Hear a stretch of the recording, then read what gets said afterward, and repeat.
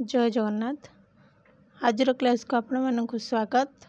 आज class OPSC PGT Odia subject paper 3 unit 6 जोटा कि गंगाधर मेहर ऊपर आलोचना करवा। आज क्लास रे आपण माने वीडियोटी को फास्ट रु लास्ट जाके देखंतु सी कौन कौन सब रचना करिसेंती ता विषय जानिबा।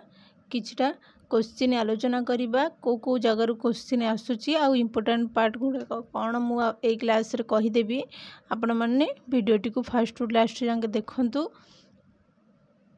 जदि भी बुझी न पारिबे जदि भी किसी कार डाउट रहिबो से कमेंट रे निहाती जणैले नेक्स्ट क्लास रे से डाउट मु क्लियर करिवि। जदि क्लास रे नुआ आछंती तेबे चैनल को सब्सक्राइब करिवे। जदि वीडियोटी भल लागुची त लाइक करिवे, सांग साथी मानन शेयर करिवे आ कमेंट रे निहाती जणैबे।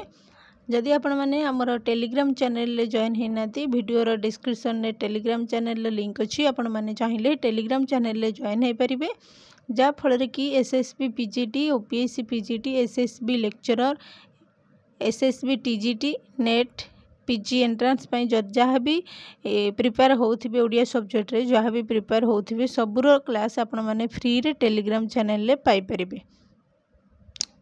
तो चलंतु क्लास टी स्टार्ट करिबा। गंगाधर मेहर को ऊपरे आलोचना करिबा। आज क्लास टी तांकरी ऊपरे रहिबो। गंगाधर मेहर 1862 मसीहा अगस्ट मास 9 तारिख श्रावण पूर्णिमा तिथि रे संबलपुर जिलार बरपाली ग्राम रे जन्मग्रहण करथिले।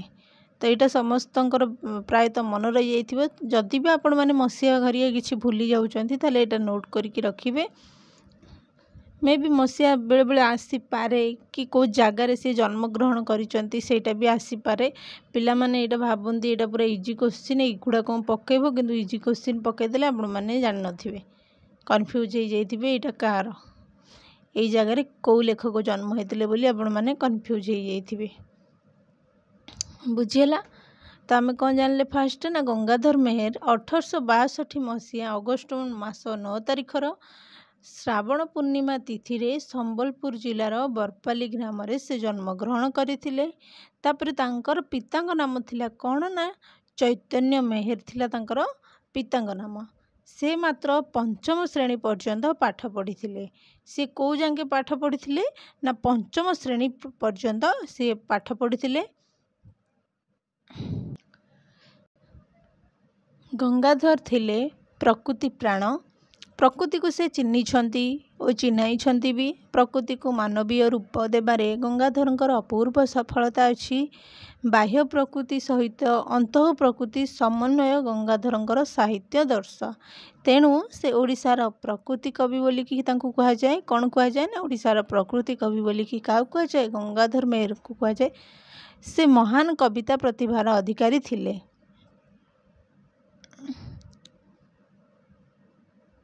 तो तांकर जो जीवनटा थिला तांकर जीवन थिला दरिद्रता फल, दरिद्रता पंकपूर्ण, जंजाल जलद जले तांकर उदर आबिल बोली कविंकर स्वीकारोक्ति। तो तांकर गोटे पद अछि जे कविताटी अछि जे दरिद्रता पंकपूर्ण मो जीवन सर, जंजाल जलद जले आबिल उदर। दारिद्र्यर घोर कषाघात मध्यरे थाई सुधा गंगाधर बाणी साधनारू निवृत्त होई नाहांती। से कौन थिले ना घोर दरिद्र थिले। दरिद्र थिले मध्य से कौन करचंती ना तांकर जो साधना रहिची साहित्यिक साधना रहिची से ता देहरु वंचित होई नाहांती।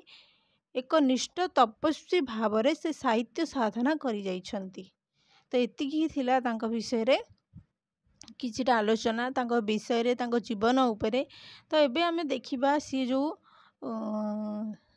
सृष्टि तांकर करिसंती जो काव्य कविता गुड़िक लिखि जाइछंती से गुड़िक कौन कौन आ केबे से गुड़िक प्रकाश पाइथिला ताकू आमे देखिबा। तो चलंतु देखिबा।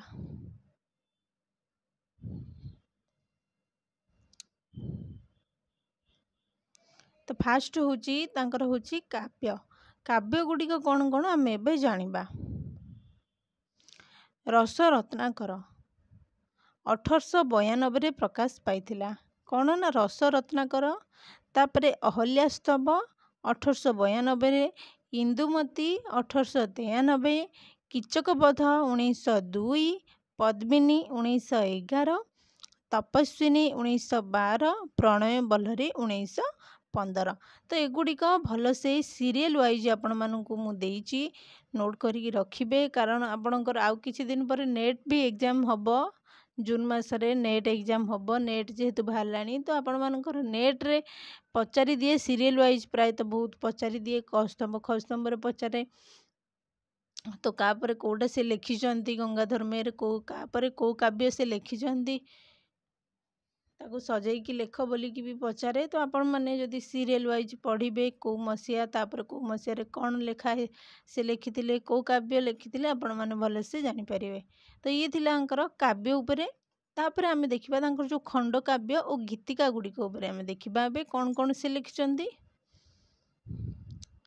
ଉତ୍କଳ ଲକ୍ଷ୍ମୀ 1894, ଅଯୋଧ୍ୟା ଦୃଶ୍ୟ 1911, କବିତା କଲ୍ଲୋଳ 1912, ଅର୍ଘ୍ୟ ଥାଳି 1918, କୃଷକ ସଙ୍ଗୀତ 1912, କବିତା ମାଳା ଭାରତୀ ଭାବନା।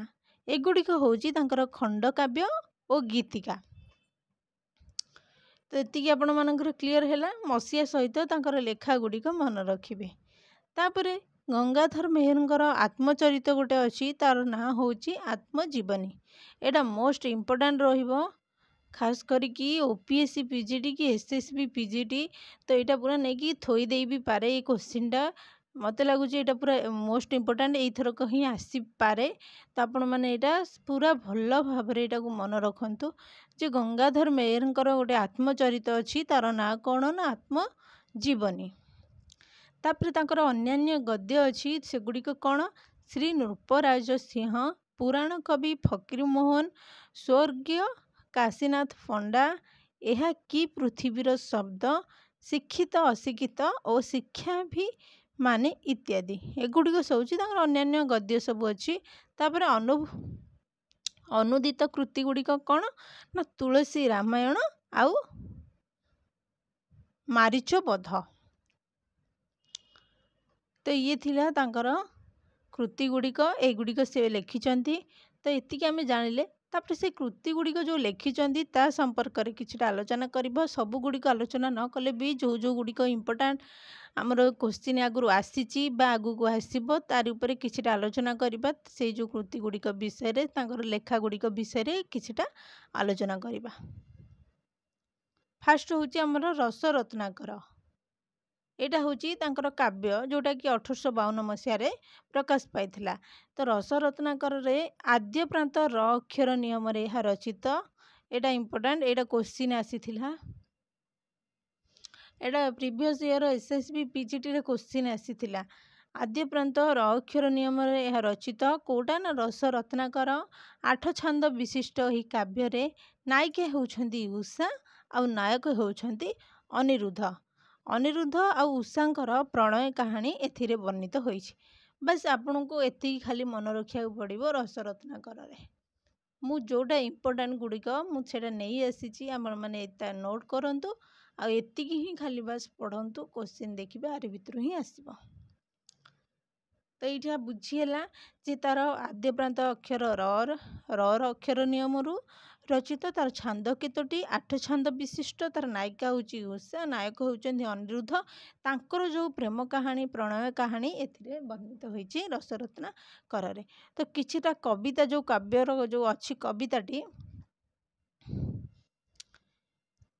ତ ସେଇଟା ମୁଁ ପଢ଼ିବି, କାରଣ ଏଇଟା ଲେଖିବାର କାରଣ ହେଉଛି କି ଆପଣମାନଙ୍କର ପ୍ରାୟ ଜାଗାରେ ଯେଉଁ କବିତା ପଙ୍କ୍ତି ଗୁଡ଼ିକ ଯେଉଁ ଅଛି, କବିତା ଗୁଡ଼ିକ ଯେଉଁ ଅଛି, ସେ କବିତାର 2 ଲାଇନ୍ କି 4 ଲାଇନ୍ ପକେଇ ଦେଉଛି। କେଉଁ କବିତା ବା ଏଇଟା କାହାର କବିତା ବୋଲିକି ପକେଇ ଦେଉଛି। ତ ସେଇଥିପାଇଁ ଏଇଟା ମନେ ରଖନ୍ତୁ, ସମ୍ପୂର୍ଣ୍ଣ କବିତା ବି ପଢ଼ିବା ଆପଣମାନଙ୍କ ପାଖରେ ପସିବୁଲ୍ ନୁହେଁ। ଯଦି କିଛିଟା ଇମ୍ପୋର୍ଟାଣ୍ଟ ପାର୍ଟ ରହୁଛି ତାକୁ ସବୁବେଳେ ଆଖି ଆଗରେ ରଖନ୍ତୁ। ଆପଣମାନେ ନିଶ୍ଚୟ ଜାଣିପାରିବେ କି ନାଇଁ ଏଇଟା ଏଇ ଜାଗାରୁ ଆସିଛି ବୋଲି।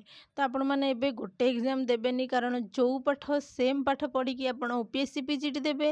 ଯଦି ବି ଆପଣ OPSC PGT ଆପ୍ଲାଏ କରୁଥିବେ OPSC PGT ବି ଦେବେ, SSB PGT ବି ଦେବେ। ସେଇ ପାଠ, ସେଇ ଓଡ଼ିଆ ପାଠକୁ ପଢ଼ିବେ।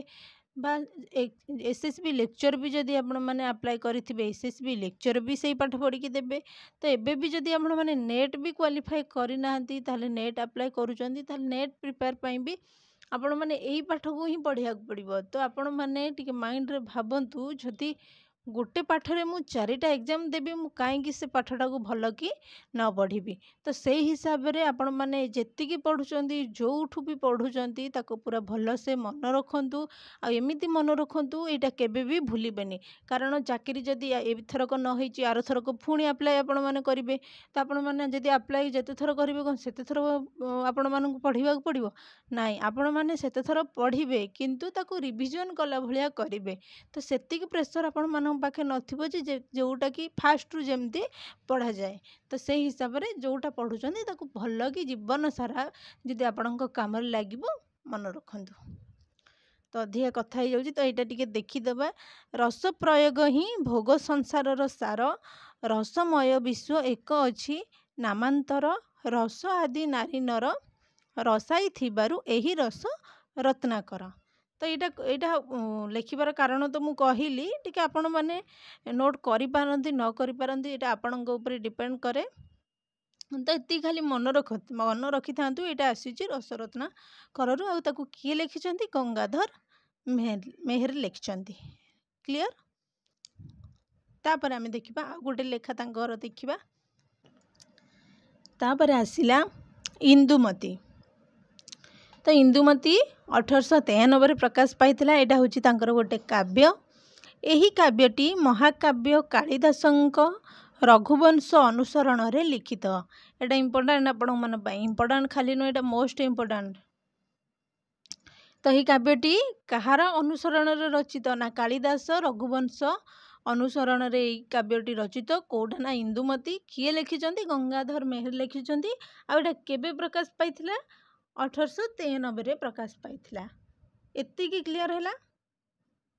तापर देखिबा अयोध्या राज अज ओ निर्धर्व राजंक भग्नी इंदुमती स्वयंवर कथा एथिरे वर्णित होईछि। तो ये आम क्लियर हेले जे यार नायक नायिका किए आ एटा कहा ऊपर वर्णित होईछि।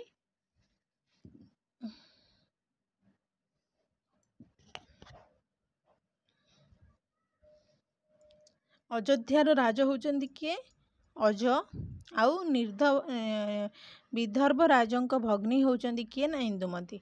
तो अज आउ इंदुमती स्वयंवर कथा एथिरे वर्णित होईछि।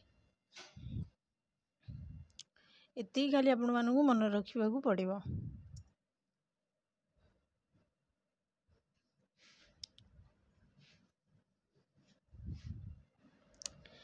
यह एक करुणा रसात्मक वियोगात्मक काव्य। तो एथिरे कौ रस अच्छी ना करुण रस अच्छी। तो एतिकी आपण माने इंदुमती एतिकी ही पाइबे। आपण माने बेसी किछि ताकू पढ़ी पढ़ी का बोरिंग हवा अपेक्षा मते जा लागुची आपण माने जदी एही जो लाइन जा लिखुची मु आकु जदी आपण माने नोट करी देबे ताले आपण को पढ़िया पई सहज हेबा। तो चलंतु तापर देखिबा कीचक बध। कीचक बध कौन जानिबा। कीचक बध ऊपर किछि आलोचना करिबा। 7 गोटी छांद विशिष्ट ई काव्य रे 7 गोटी चरित्र अवतारणा करा जायछि। तो एथरे केतोटी छांद रहिछि ना 7टी छांद रहिछि। कोथरे ना कीचक बध रे। आ से जो 7टी छांद रहिछि 7 गोटी चरित्र मध्य रहिछि। कौन कौन से चरित्र गुडी को जानिबा। 4 गोटी चरित्र होछि कौन ना पुरुष चरित्र। फास्ट आम जानले ना 4 गोटी चरित्र पुरुष चरित्र। कौन कौन से चरित्र फास्ट जानिबा। गोटे होछि भीम, राजा विराट, युधिष्ठिर जोटा कि तांकर छद्म नाम होइछि कंक एवं कीचक। एई 4टी होचंदी पुरुष चरित्र। हमको 7 गोटी चरित्र कथा कुआ जाइछि। तो एठी हमें 4टी चरित्र पाइले। तापर 3 गोटी नारी चरित्र अछंदी।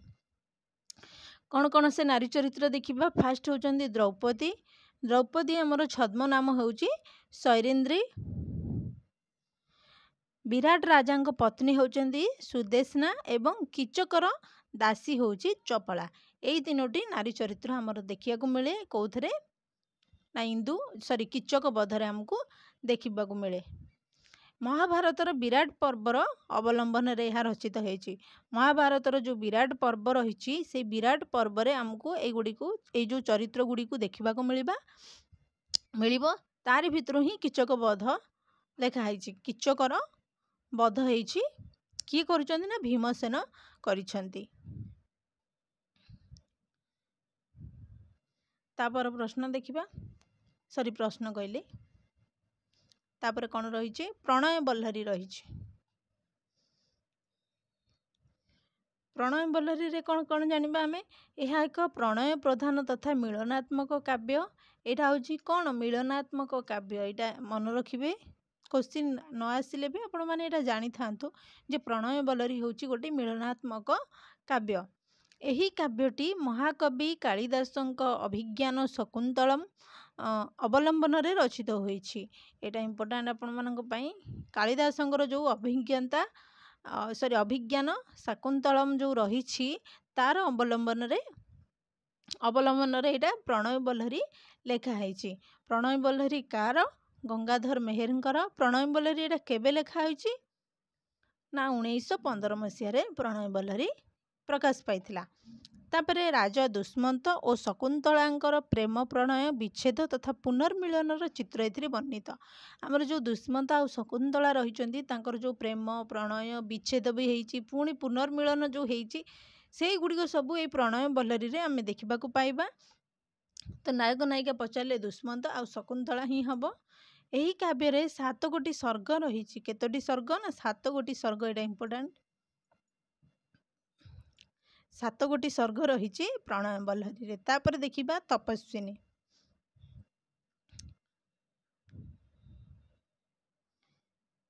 ତପସ୍ୱିନୀ କାବ୍ୟଟି 11 ସର୍ଗ ବିଶିଷ୍ଟ। ଆର ସର୍ଗ ଗୁଡ଼ିକ ଆପଣମାନେ ମନେ ରଖିବେ। ଏଇଟା 11 ସର୍ଗ ବିଶିଷ୍ଟ। ତପସ୍ୱିନୀ କାବ୍ୟଟି କରୁଣର ଶାଶ୍ରିତ। ଏଇଟା ଆଦେହରେ କେଉଁ ରସ ଯାଏ? ନା କରୁଣ ରସ ଯାଏ।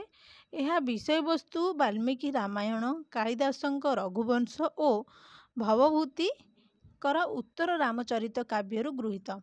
ତ ଏଇଟା ବି ଟିକେ ଇମ୍ପୋର୍ଟାଣ୍ଟ ଆପଣମାନଙ୍କର ରହିବ। ଏଇ ଯେଉଁ ତପସ୍ୱିନୀ କାବ୍ୟଟି, ଏହାର ଯେଉଁ ବିଷୟବସ୍ତୁ ଲେଖା ହେଇଛି ବାଲ୍ମୀକି ରାମାୟଣରୁ କିଛି ଅଂଶ, ତାପରେ କାଳିଦାସଙ୍କର ଯେଉଁ ରଘୁବଂଶ ଓ ଭବଭୂତିଙ୍କ ଉତ୍ତର ରାମଚରିତ କାବ୍ୟରୁ ଏଇଟା ହେଉଛି କ'ଣ? ନା ଗୃହୀତ ହୋଇଛି। ତାପରେ ଆଦର୍ଶବାଦୀ କବି ଗଙ୍ଗାଧର ଏହି କାବ୍ୟରେ ରାମଚନ୍ଦ୍ରଙ୍କୁ ଜଣେ ଆଦର୍ଶ ରାଜା ଓ ସ୍ୱାମୀ ଭାବରେ ବର୍ଣ୍ଣନା କରିଛନ୍ତି।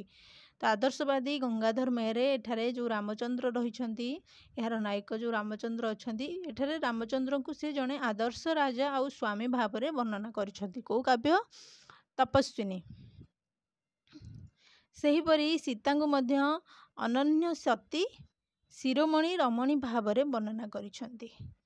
ତ ଏଠି ଗଙ୍ଗାଧର ମେହେର ସୀତାଙ୍କୁ ବି ବର୍ଣ୍ଣନା କରିଛନ୍ତି ଯେ ସତୀ ଶିରୋମଣି ରମଣୀ ଭାବରେ ବର୍ଣ୍ଣନା କରିଛନ୍ତି। ଏଇଟା କୋଶ୍ଚିନ୍ ଆସିପାରେ, କାରଣ ଓଡ଼ିଆ କୋଶ୍ଚିନ୍ ଗୋଟେ ଲାଇନ୍ରୁ ଗୋଟେ ପଦରୁ ମାନେ ଆପଣମାନେ ଯେଉଁଟା ଜାଣିନଥିବେ, ଯେଉଁ ଲାଇନ୍ଟା ଆପଣମାନେ ପଢ଼ି ଦେଇଯାଉଥିବେ, କେବେ ବି ଆପଣ ଜାଣିନଥିବେ ଯେ ନାଇଁ ଏଇ ଜାଗାରୁ କୋଶ୍ଚିନ୍ ହବ କେବେ, କିନ୍ତୁ ଚାରି ଜାଗାରୁ ଏମିତିଆ ତିଆରି ହେଇଥିବ କୋଶ୍ଚିନ୍, ଆପଣମାନେ ଆଶ୍ଚର୍ଯ୍ୟ ହେଇଯିବେ। ତ ସବୁ ଗୋଟେ ଲାଇନ୍ ଆପଣଙ୍କ ପାଇଁ ଇମ୍ପୋର୍ଟାଣ୍ଟ। ତାପରେ ଦେଖିବା ଅର୍ଘ୍ୟ ଥାଳି। ଏଇଟା ଲାଷ୍ଟ ଅର୍ଘ୍ୟ ଥାଳି ଟିକେ ଆଲୋଚନା କରିଦେବା। ଗଙ୍ଗାଧରଙ୍କର ଅର୍ଘ୍ୟ ଥାଳି କବିତା ଗୁଚ୍ଛରେ 39 ଗୋଟି କ୍ଷୁଦ୍ର କବିତା ସ୍ଥାନିତ। ଏଥିରେ କେତୋଟି କ୍ଷୁଦ୍ର କବିତା ରହିଛି? ନା 39 ଗୋଟି। 39 ଗୋଟି କ୍ଷୁଦ୍ର କବିତା ରହିଛି ଅର୍ଘ୍ୟ ଥାଳିରେ। କ'ଣ କ'ଣ ସେ କବିତା ଗୁଡ଼ିକ ଆମେ ଟିକେ ଆଲୋଚନା କରିଦେବା, ଜାଣିଦେବା। ଗୋଟେ ହେଉଛି ଭକ୍ତି, ମହାନ୍ଧକାର ମାତୃଭୂମି, ଉତ୍କଳ ଭାରତୀଙ୍କ ଉକ୍ତି, ତାପରେ ଉଦ୍ବୋଧନ, ଅମୃତମୟ, ମଧୁମୟ, ତାକୁ ମଧ୍ୟ ବୋଲିଥାନ୍ତି ଧର୍ମ ଅବତାର। ଏଗୁଡ଼ିକ ସବୁ ରହିଛି କବିତା। ଏଗୁଡ଼ିକ ସବୁ ଅର୍ଘ୍ୟ ଥାଳିରେ ଯାଉଛି। ସେଥିରେ କେତୋଟି କବିତା ଅଛି? 39 ଗୋଟି କବିତା। ସେ 39 ଗୋଟି କବିତା ମଧ୍ୟରୁ ଏଇଟା କିଛିଟା ମୁଁ କହିଦେଲି, କାରଣ ପଚାରି ବି ଦେଇପାରେ କୋଶ୍ଚିନ୍ ଯେ ଏଇଟା କେଉଁ କବିତାରୁ ଆସିଛି ବୋଲି। ଅର୍ଘ୍ୟ ଥାଳିରୁ ଆସିଛି। तो ये थिला आजिर क्लास। आशा करुच्ची आपण मानकु ई क्लासटी भल लागिथिबो। जदि भी भल लागिची ताले गोटे गोटे लाइक करिवे। जदि क्लास रे नुआ आछंती तेबे चैनल को सब्सक्राइब करिवे। जदि हमर टेलीग्राम चैनल रे जॉइन हे नादी ताले वीडियो रो डिस्क्रिप्शन ने टेलीग्राम चैनल रे लिंक अछि। आपण माने टेलीग्राम चैनल रे जॉइन हे परिबे। तो आपण माने आउ लेट न करिकी पढ़ा पढ़ी जेते शीघ्र आशा माने भाबुची आपणकर अधारु अधे सरीबणी बा पिला भी पढ़ी भी नथिबे एग्जाम डेट को अनैथिबे डेट बाहरले पढ़िबे सेमती जमा से भूल करंतुनी। आपण माने पढ़ा पढ़ी जोरसोर करंतु कारण इलेक्शन तो स्टार्ट हेलानी इलेक्शन सरीला परे ही आपण मानकर ही एग्जाम हबो। तो सेते बेलको आपण मानकर टाइम नथिबो। एबे तो एग्जाम डेट 10 दिन भितरे ही बाहर कर दोची एडमिट कार्ड आ एग्जाम डेट 10 दिन थिबो ता देर बाहर कर दोची। आपण माने 10 दिन ने केते पढ़िबे सेटा होची कथा। तो आपण माने पढ़ा पढ़ी स्टार्ट कर दियंतु शीघ्र शीघ्र। जदि भी स्टार्ट करना करंतु जो मानकर भी स्टार्ट करिसंती पूरा कंटिन्यू चले थांतु माने मझरे गैप आउ नहीं जांतुनी पूरा सेमती सब बेले ताको कंटिन्यू चलांतु पाठ गुडी को पढ़ंतु सब बेले। तो ये थिला आजिर क्लास। धन्यवाद।